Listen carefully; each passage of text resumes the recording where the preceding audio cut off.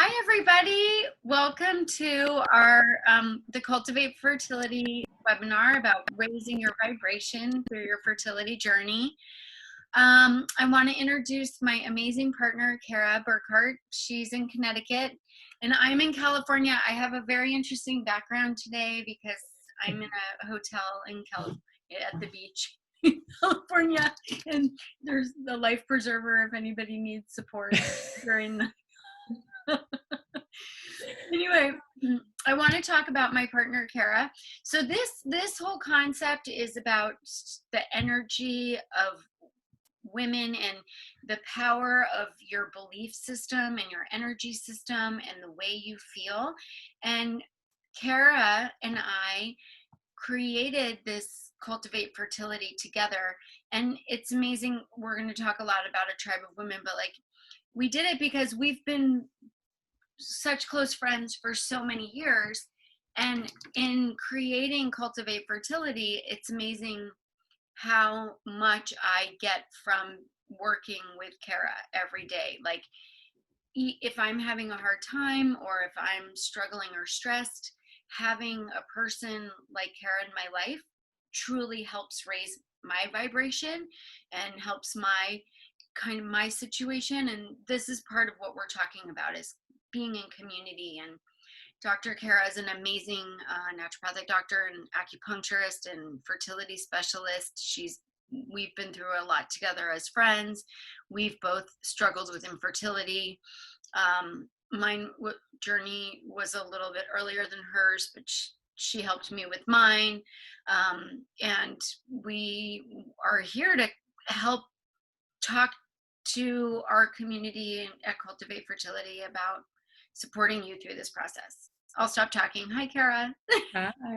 Yeah, and this is an interesting thing because people, everyone recognizes this thing of there is energy to people. I'm an acupuncturist. We work with it every day. You can tell that hanging out with Hillary makes you happy. So that's energy. That is what raises your vibration. And one of the questions I ask my patients is, right now, if something happened to you and I had to call like 4 people and they would come running for you, do you have 4 people I could call?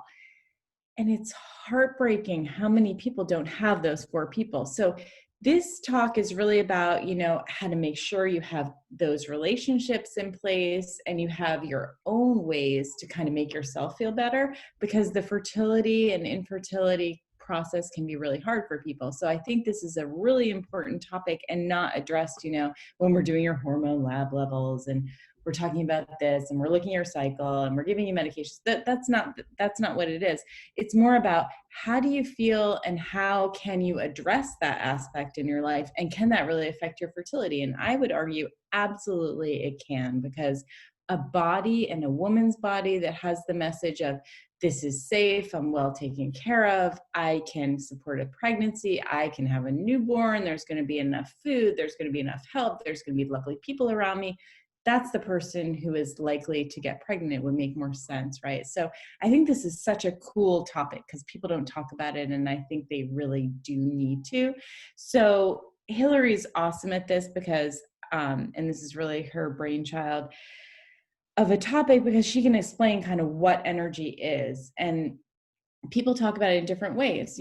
For me, I'm an acupuncturist. I deal with chi.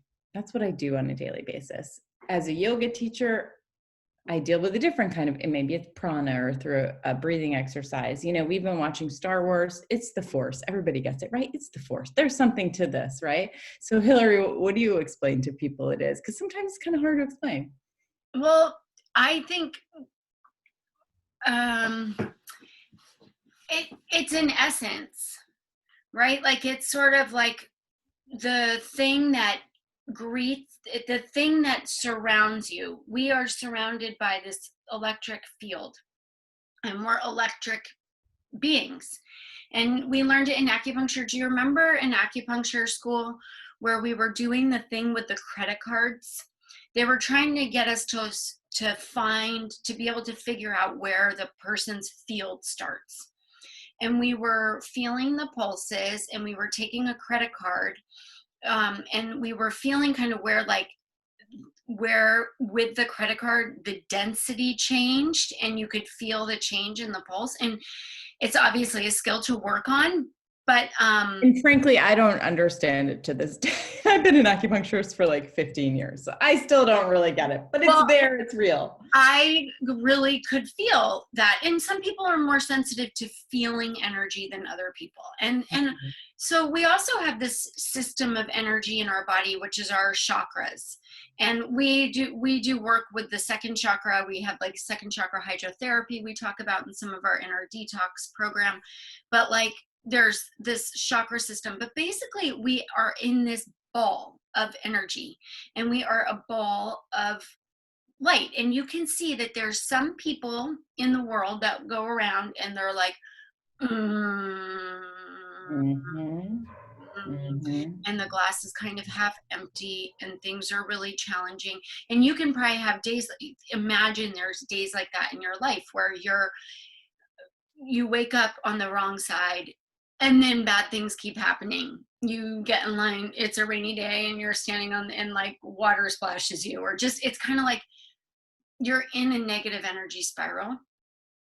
And then you can probably remember a day in your life where you're feeling really good and things are just sort of naturally flowing and things are just sort of creative, and you have a thought and then that thought kind of manifests like, oh, I should come up with a plan. And then a friend kind of calls you and there's a plan and things are really positive. That's the kind of energy we want to help you get to. And it's hard to do on a fertility journey. So like I had PCOS when I was in my 20s, and I didn't have a period for years and years and years, and didn't have a period unless I was on the pill, and I was trying to figure it out. And I went to a hospital. I lived in Boston at the time, and the OB at the hospital, which is like Brigham Women's Hospital, some famous hospital, tells me, you have PCOS, you have cysts on your ovaries, you're very unlikely to get pregnant. And I was like 22. So I was like, wait, what? And I was going to get married. I got married quite young and had my children quite young. So I was just like sort of gutted, like, oh, this problem that I have had that they told me wasn't going to be a problem is a problem. And my energy sort of just collapsed. And my energy collapsed for a while, because I was just sort of walking around like, wait a minute, I'm super young. And then they just told me that I'm not going to be able to be pregnant. And did I do something wrong? And what was that? And what was that? And, and eventually things changed. But, it's not all about my story. But on any given day, even now, like if I have a bad interaction with one of my children, or if I'm stressed about a work project, or, and my energy collapses, it's just, you can tell that my cellular health gets worse. Or I'll give an example. Right now we happen to be in the coronavirus pandemic, and I'm working with patients. When patients start to think that they are sick, it is unbelievable, and this has happened with me too, what can happen. They can sort of manifest a fever, they can sort of manifest stomach issues, or that their throat doesn't feel good, and the more they're worried and the more they're stressed, and the darker hole, it sort of like creates its own beast. So that's the negative kind of energy. And what we know to be true about making babies, it's just like Dr. Kara said, babies come to women who are bright, open, happy, supported, who know it's going to work well, who feel really open and excited about the process. Babies come to those women. And so we just want to help you get into a place where you feel really light and bright. And yeah. Go ahead, Kara, please. No, I was just going to say that I think where this comes up, I was just thinking about where does it come up in clinic most is when people have miscarriages. And, I had 5 miscarriages. So I know what you're feeling, and it's devastating, and you almost feel like there's no hope, and it's just terrible. But the conversation always turns into, you didn't do anything wrong. We always try and blame ourselves. You didn't do anything wrong. what can we do from here? Do you know what I mean? It's sort of like, that was a fluke. We don't need to assume there's a major problem, and let's go on and see what else we could do. Do we do labs? Do we do all this stuff? But mostly, I think it's because we don't talk about it. You know, when I had those 5 miscarriages, I certainly wasn't talking to people about it. I remember, you know, many a times where it was sort of like my husband would have to have the drink when we were out with friends because I wasn't drinking because I'm pregnant, and, you know, and then he would have to drink for 2 and you wouldn't share with your friends, you know. And I never really sat down and said, you know, I just had a miscarriage and, you know, this and that with women friends, but I encourage my patients to do so because I guess I'm older and wiser at this point. More often than not, their friend says, I had one, my sister-in-law had one, I blah, blah, blah. And we have this like common experience, and that really helps. So one of our topics today was this tribe of women thing. And I think that's where it comes out. Like, I can sit here and talk about those experiences with women, and then they feel like they're not alone. And so if you're feeling alone in this fertility journey, just know that you are not alone. So common, so many problems out there. And you certainly can get on Facebook groups, go to Cultivate Fertility, check it out. And that piece of just connecting on everyone else is experiencing the same things I've experienced, and maybe they figured out how to solve their problems, can be really helpful for you and make you feel a lot better. So it's incredibly useful and powerful as a medicine. And then science is sort of saying that this is a good medicine. I mean, I find it incredible that so many people go for a surgery and the surgeon is doing a prayer before surgery, you know, and they're willing to do that. And that's amazing and so great. So they're It's so really amazing how the research is following, and really energetic medicine is coming into the present time. The energy medicine, we've studied Chinese medicine. That's a system of energetic healing. They're old traditions have systems of energetic healing, and prayer is one of those. And it, you know, it's non-denominational. It doesn't matter who or what you're praying to. It's the act of release. It's the act of releasing power and control, and just asking for support and asking for help, and focusing a thought. So a lot of people, it turns into gratitude journals or mindfulness. There's a lot of different ways, and really those are all forms of prayer. And I know my mom just went through, she had a bone marrow transplant for cancer, and I gave her this beautiful mala where all the I love malas. I love them for fertility. I love, because it's they're prayer beads, and the numbers all matter. And I don't know all the mala medicine. We'll have somebody on to talk about it for Cultivate Fertility because it's amazing. But like, she just felt like it was such a grounding process to go bead by bead and just say a prayer. I pray I get to make it through the bone marrow transplant. I pray all of her different prayers. And she said that it made her, every time she was feeling scared and, oh my God, what happens if I die? Or, oh my God, what happens if I have a bad reaction? Totally normal feelings. That if she put on her mala and she just sat with the practice, that she would feel her energy vibration raise. And who's going to do better in a bone marrow biopsy, or sorry, with a bone marrow transplant? She had to get a bunch of biopsies too. Who's going to do better? A person with a higher energy vibration that feels strong and in their power, or a person that's got low vibration, that's in the fear space and that's sort of collapsing? obvious. Vibration, right?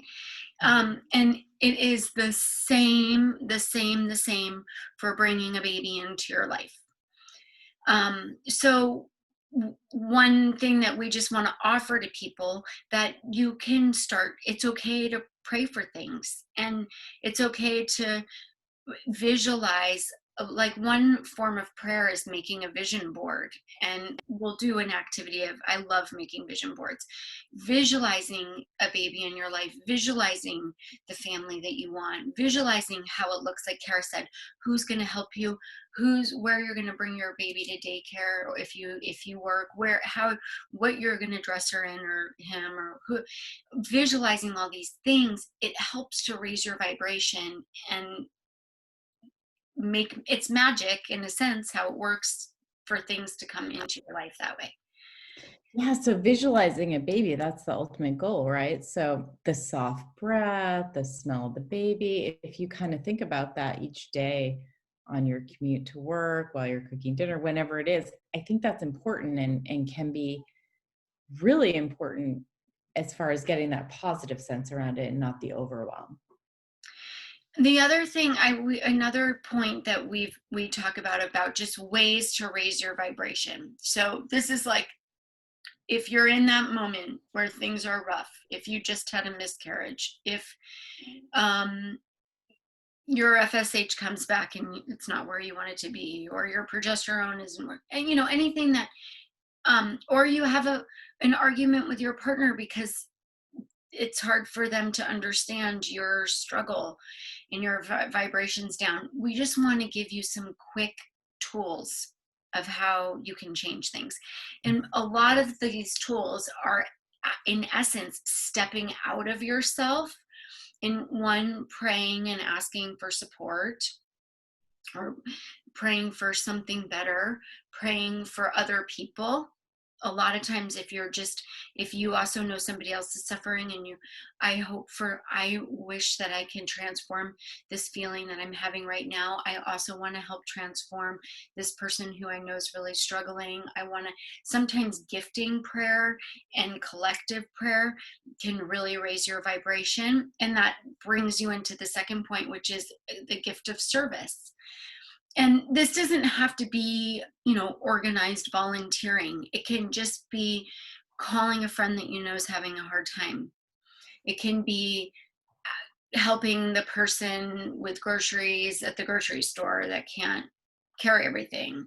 It can be buying the person's coffee behind you, or, picking up a little bit of trash. Any act of service, anytime you step out of yourself and you give something to somebody else, watch what happens to your vibration. If you're in the So we always say, if you give, you also receive. So it's an important thing. And Hillary and I are yoga teachers, and I think that's really interesting because in that tradition, it's seva, and it's sort of like it's a path, it's a way to being in the world. And it's an expectation, but not in a stressful way. It's more of like, this is how you live well. You do service for other people, and that's going to make you healthy. It's very interesting. It's sort of like part of the way. Like if you ask your average yoga teacher, like, what do you do for seva? Oh, they have a list. Do you know what I mean? And it's just part of the way that they present in the world, as far as, what can I do for you? What can I do for this organization? I'm going to go to the food bank. I'm going to do this. And in talking to people about it, it's not more is better. It's not that, because it can be overwhelming, right? Then they fill their calendar with it. It's more, doing something that feeds your spirit. Like, what do you love to do? Who do you want to connect with? And what sort of feeds you, that where you leave this kind of time you're doing the service and you feel really good about it. So it's finding that one thing and not doing it too much to where where it becomes a burden for you. So it's not like more is better. It's just like water that way, don't drink 2 gallons of water because water is good for you. It's the same thing, but it is a way of being that can be so healing. And so it's just nice because it's something you can do. And this is like absolutely looked at in research, that like people who give and are in service, and that they have better outcomes, that if they're in a community that they feel connected to and that they're in service with, they have better outcomes with cancer, heart disease, because the body is happier. Like happiness, your vibration. So those kind of equal. I get a little annoyed with like happy on a fertility journey, because it's not quite like that. But I'm just talking about raising, if you're having the hardest time and you just do something that feels good for somebody else or that feeds your spirit on some level, you're going to just notch up a bit. And that notch up a bit is positive for your fertility. It's positive for your hormones. It's positive for your stress hormones. And then you can notch up a little bit again, and then notch up a little bit. So soon you feel like you're vibrating at a higher energy and a higher frequency. Things are just, you're happier, things are have a bit more ease. So even though you might be in a time where you're experiencing hardship, you can still have ease in that hardship. You can find laughter, you can have peace, you can, and these are just quick ways to do it. And so Kara talked about kind of our third point, which is having a tribe of women or a community of women or a place where you go and you listen and you can hear other people's stories and sometimes either help or just be helped by knowing that you're not alone. And a lot of women do this with Facebook groups. We have our Cultivate Fertility Facebook group that we would love for you to be involved with, and so we can help serve you. But being with girlfriends, being with, and this is some, as Kara was talking about, there's sort of this isolationism that comes with fertility issues. It's got a, an embarrassment. Some women have an embarrassment and they don't speak about it. And we really want to find the right people for you to speak with so that you don't feel alone and you don't feel isolated. And sometimes if you're doing this with a male partner, sometimes those male partners just can't, they just can't understand the situation. They're just not quite as, they can be amazing partners, but it's just not quite the same as a group of women who have been through what you've been through, and we were really trying to get you to cultivate those relationships and connections. And so I had a person recently sort of share with me that someone who she knows had gotten pregnant, and I hear this a lot, so it's kind of a good story to tell because it's one of these ones that we just don't talk about. And so she sort of found out, oh, you're pregnant, okay. And she's trying to be happy for this woman, but she was so crushed by it.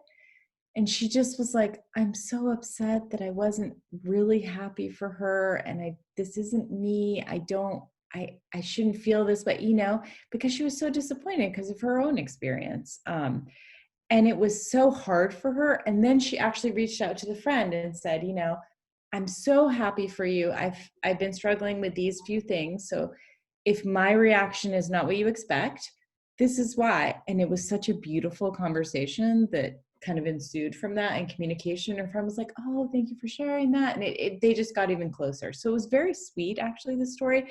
And it was lovely that she felt like she could reach out to that person and say, if I'm not like supporting you enough or being as excited as you expect, this is why. And I think that's kind of a thing that we should share with people, because we all experience these disappointments if we've had infertility issues, and those sort of posts of I'm pregnant, or I just had a baby, or I just had my first ultrasound can be really crushing.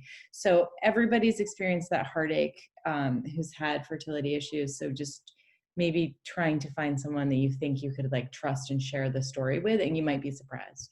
Just a piece of thing I've seen over time. So the fourth point that we were going to talk about was that you can bring magic and healing into your life. And so, this is just kind of furthering what we've been talking about, but I'm a girl that I'm a, I don't know, like a modern day hippie, a yuppie hippie. I love crystals. I love essential oils. I love all, herbs, and that's just who I am. And I think that this is a time when it's totally okay to use some of those tools and experiment with creating a little bit of magic. And so for me, when I remember when I was with my PCOS, I was trying to get my cycle going again. And I used to put my hands on my stomach, and I put like a really pretty crystal, I don't even remember what it was a while ago, on my uterus, and I would just sort of pray like, now I'm going to bring my period, and I'm going to heal my ovaries, and I'm going to work on this. And I would kind of meditate a little bit or whatever I did back then, light a candle, but I just kind of created some healing magic in a sense. And I remember even more with my third baby. I was really trying to figure out if I wanted to have a third baby or not. I had two babies, but I was a working doctor and it was really busy. And I just sort of sat and I just asked for the magic to like give me a sign, show me a sign. And then where I went for the next several days, there were like little babies on my path everywhere I went, and I was like, okay, sometimes it's like playing. Sometimes fertility can be so meticulous, and you're taking your temperatures and you're looking at your cervical mucus, and you're giving yourself injections if that's what you're doing, and it can be so sterile and scientific and planned.